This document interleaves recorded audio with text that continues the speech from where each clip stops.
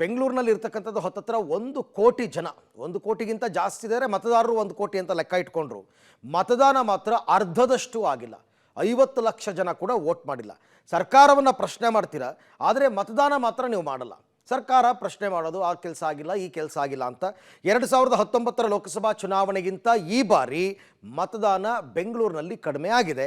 ಬೆಂಗಳೂರಿನ ವೋಟಿಂಗ್ ಪತ್ರ complete report ಇದೆ, ನೋಡೋಣ ಬನ್ನಿ. ಬೆಂಗಳೂರಿನಲ್ಲಿ ಕಡಿಮೆ ಮತದಾನ, 1 ಕೋಟಿ ಪೈಕಿ ಅರ್ಧದಷ್ಟು ಜನ ನಿರಾಸಕ್ತಿ. 2019ಕ್ಕಿಂತ 2024ರಲ್ಲಿ 0.80% ಮತದಾನ ಕಡಿಮೆ. ಕರ್ನಾಟಕದಲ್ಲಿ ಮೊದಲ ಹಂತದ ಚುನಾವಣೆಯ ಮತದಾನ 14 ಜಿಲ್ಲೆಗಳಲ್ಲಿ ನಡೆದಿದೆ. 69.23% ಮತದಾನ ಆಗಿದೆ. ಆದರೆ ಬೆಂಗಳೂರಿನಲ್ಲಿ ಈ ಬಾರಿಯ ಮತದಾನ ಕಡಿಮೆಯಾಗಿದೆ. ಬೆಂಗಳೂರು ದಕ್ಷಿಣ, ಕೇಂದ್ರ, ಉತ್ತರ ಲೋಕಸಭಾ ಕ್ಷೇತ್ರದಲ್ಲಿ ಮತದಾನ ಕಡಿಮೆಯಾಗಿದೆ.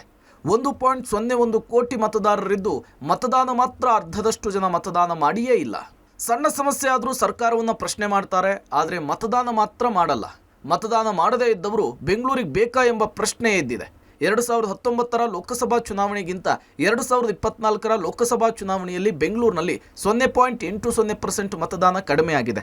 ಬೆಂಗಳೂರಿನ ಯಾವ್ಯಾವ ಲೋಕಸಭಾ ಕ್ಷೇತ್ರದಲ್ಲಿ ಎಷ್ಟೆಷ್ಟು ಪರ್ಸೆಂಟೇಜ್ ಮತದಾನವಾಗಿದೆ, ಎಷ್ಟು ಪರ್ಸೆಂಟೇಜ್ ಕಡಿಮೆ ಆಗಿದೆ ಅಂಥೇಳಿ ನೋಡ್ತಾ ಹೋಗೋದಾದ್ರೆ, ಬೆಂಗಳೂರಿನಲ್ಲಿ ಕಡಿಮೆಯಾದ ಮತದಾನ 2019ಕ್ಕಿಂತ ಈ ವರ್ಷ 0.80% ಕಡಿಮೆ ಮತದಾನ.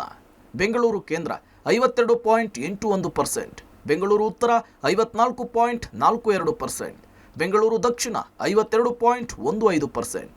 2019ರಲ್ಲಾಗಿದ್ದ ಮತದಾನದ ಪ್ರಮಾಣ ಹೀಗಿದೆ: ಬೆಂಗಳೂರು ಕೇಂದ್ರ 54.32%, ಬೆಂಗಳೂರು ಉತ್ತರ 54.76%, ಬೆಂಗಳೂರು ದಕ್ಷಿಣ 52.07%. ಮತದಾನ ಹೆಚ್ಚಳಕ್ಕೆ ಚುನಾವಣಾ ಆಯೋಗ ಸಾಕಷ್ಟು ಜಾಗೃತಿ ಕಾರ್ಯಕ್ರಮವನ್ನು ಕೈಗೊಂಡಿತ್ತು. ಆದರೆ ಮತದಾನ ಮಾಡಿಯೇ ಇಲ್ಲ. ಮತದಾನದ ಪ್ರಮಾಣ ಸ್ವಲ್ಪ ಕಡಿಮೆ ಆಗಿರೋದ್ರಿಂದ ಫಲಿತಾಂಶದ ಮೇಲೆ ಪರಿಣಾಮ ಬೀರುತ್ತಾ ಕಾದ್ ನೋಡಬೇಕಿದೆ. Lokesh Kodagadala, public TV, Bengaluru.